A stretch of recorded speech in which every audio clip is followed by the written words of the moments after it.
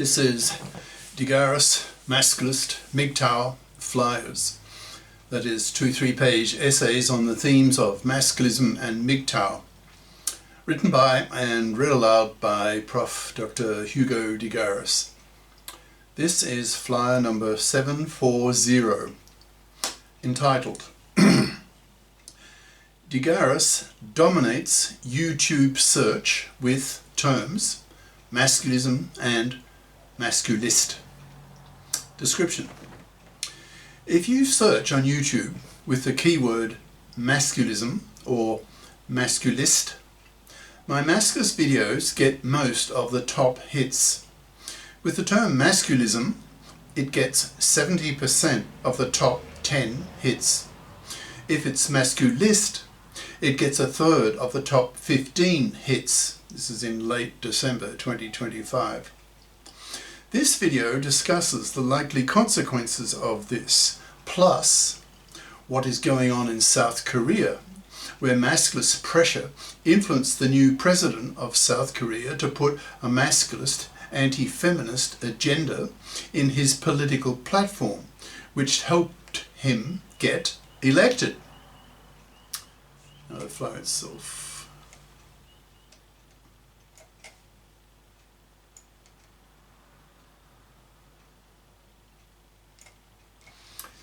De Garis dominates YouTube search with terms masculism and masculist, by Prof. Dr. Hugo de Garis. Email profhugodegaris@yahoo.com. Website profhugodegaris.wordpress.com.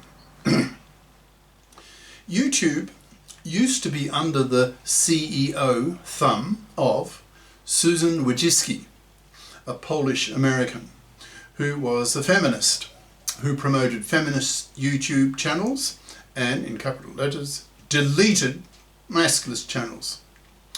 I had my YouTube masculist channel deleted twice, in 2019 and again in 2023. Her sexist hypocrisy, in brackets, that is, it's okay for women, for feminists, to lash out at men for the ways that men oppress women, but it's not okay for men, for masculists, to lash out at women for the even worse ways that women oppress men, close brackets, made her, in capital letters, the most hated woman in the manosphere. That is, men on the internet, talking about men's issues. When she died young, in her 50s, the manosphere celebrated. So hated was she. Personally, when I heard that she had died, I did a little jig. YouTube was then taken over by a man, a middle-aged man, and things changed a bit. At least I was able to upload my 1,000+ masculist videos on my third attempt at creating a masculist channel on YouTube, in brackets, which is far and away the planet's largest video hosting site, with the planet's largest number of viewers, hence its great ideological power, that is, its ability to influence the minds of several billion people. That's billion with a B. Close brackets. I suspect that YouTube still shadow bans me, since the number of hits I get per video is typically under 30, but at least they remain up. They don't get totally suppressed the way Susan Wojcicki did, in brackets. But, to be fair to YouTube, it's also possible that my professorial essay style probably just wafts over the heads of most YouTube viewers, hence the low hit count, close brackets. I'm a committed masculist. Promoting masculist ideas is one of my several life goals. So I feel committed to making a masculist essay, that I call a flyer, and making a video of me reading it aloud per week. I've been doing this for over a decade, so it's not surprising that this flyer is numbered 740. I coined the term masculist and masculism way back in the early 70s when I was a young man, watching the second wave of feminism get off the ground and getting very excited by it. Given my age, nearly 80, I grew up in the 50s and 60s when upper middle class women were housewives and paralytically boring. I remember listening and watching the mothers of my classmates at a private school I attended at an age of about 15 and being struck by how equally boring these mothers were, just like my own mother. In the early 70s, and with a bachelor's degree in pure math and math physics under my belt, I moved to London from Melbourne, Australia, where I was exposed to the rising women's movement in London and got very excited. I felt at the time that feminism might make women interesting. That is, I might be able to share with women my intellectual passions for math and physics, in brackets, but unfortunately that never happened. In reality, most of my SOs, that's significant others, that is, wives and serious girlfriends, were seriously into literature, not math and physics, at which they were distinctly inferior, close brackets. I had hoped that I might be able to talk with them about such things, that is, math and physics, so I became an avid male feminist and learned a lot about feminist ideas. I saw with my own eyes how feminist ideas transformed women's lives as women latched onto a gender political ideology that liberated them from their previous role as boring housewives. I was inspired by feminism. I saw how it moved from its initial consciousness-raising phase, in brackets, sitting in circles in consciousness-raising groups at universities, close brackets, into politics, getting gender laws changed in a big way.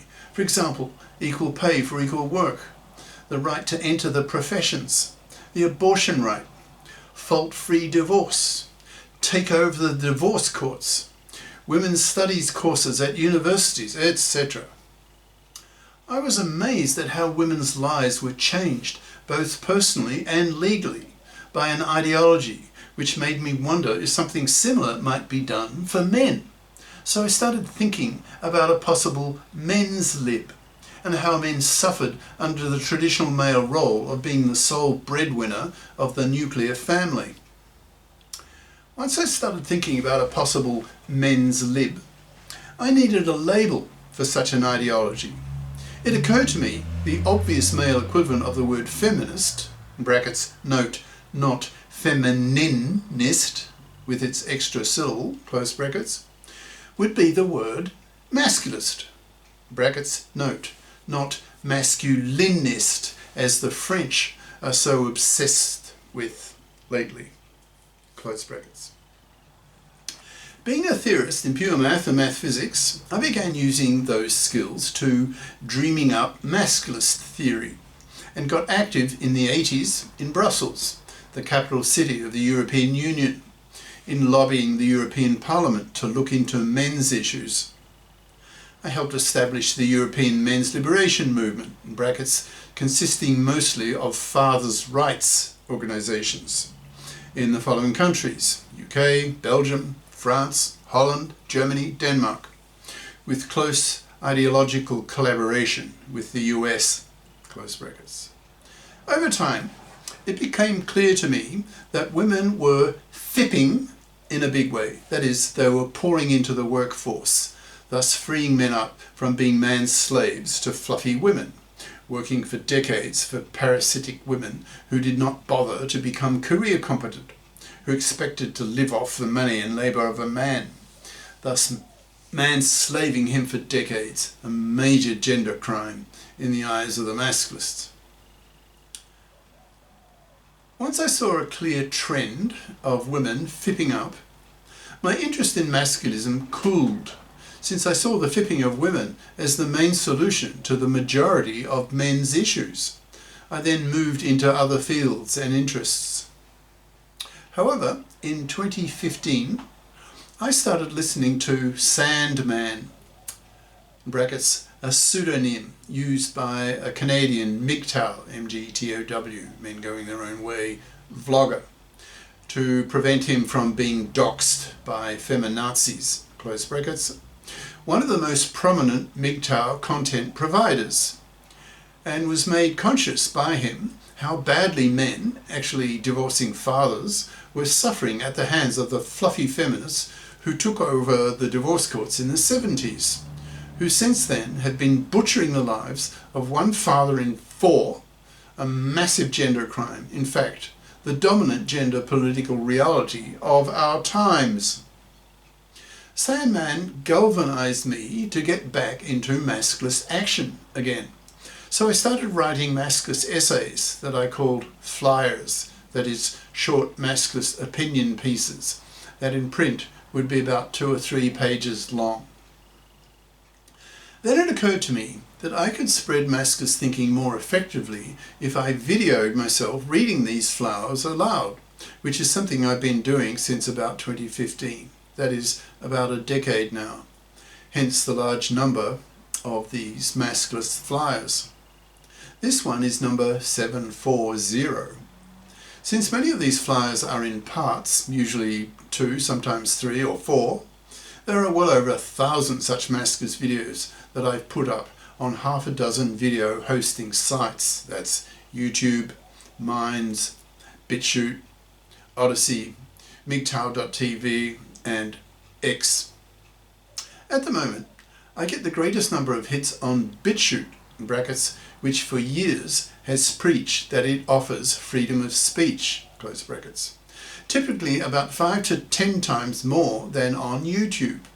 But since YouTube is so much bigger than BitChute, I care more about YouTube, with its much greater potential for spreading the masculist word than BitChute. So after my 3rd attempt at putting up my masculist videos on YouTube, I've been watching closely the proportion of hits using the search terms masculist or masculism that are to my videos. This flyer is to announce that now I actually dominate the YouTube search list on these 2 terms as of late December 2025. For example, searching the term masculism on YouTube will give you 7 of my masculist videos out of the top 10, in brackets, that is the first 10 in the search list. That is 70%, and this is for the whole planet! Exclamation mark. A similar search with the term masculist gives a 30%, that is 5 out of the top 15. The rest of this flyer discusses the implications of this dominance. What effect might this have on the spread of masculist thinking across the planet? To set the scene a bit, and to show what a formidable obstacle remains for masculists to see their ideology become as widely spread as feminism, consider the following that has happened to me recently. A few weeks ago, from the time of writing this flyer, I attended a 50-plus year reunion of alumni to my old university college called Queen's College, associated with the University of Melbourne. I chatted a bit with the wife of the college's new master. She was an American. I told her I was thinking of donating money to the college to establish a PhD fellowship investment fund that could pay for a PhD student in pure math or math physics using the interest generated from that fund. Of course, she was interested. I also told her that I was one of the planet's principal masculist theorists and wanted to give a serious talk to the students of Queen's College on the main ideas of masculism. I gave her my contact data with some hope that something might come of it. An hour or so after that, I met her husband briefly, who was told by the college's business manageress that I was interested in setting up a PhD fellowship fund and that I wanted to give a masculist talk. I noticed he flinched a bit at the mention of the word masculist. Of course, he would be monoconscious, that is, the only gender politics he has heard of is feminist, which preaches the dogma that gender oppression is a one-way street, that women are the oppressed and men are the oppressors, whereas in reality, but you have to be a Masculist to see this. Women oppress men far worse, with women's manslavery, women's divorce rape, women's forced fathering and the like, which are far worse gender crimes against men than vice versa. Needless to say, I have not heard back from them. When I asked my feminist girlfriend why she thought there was no reply, she said, quote, "Due to your very verbally violent attack on women." End quote. This is the end of part 1.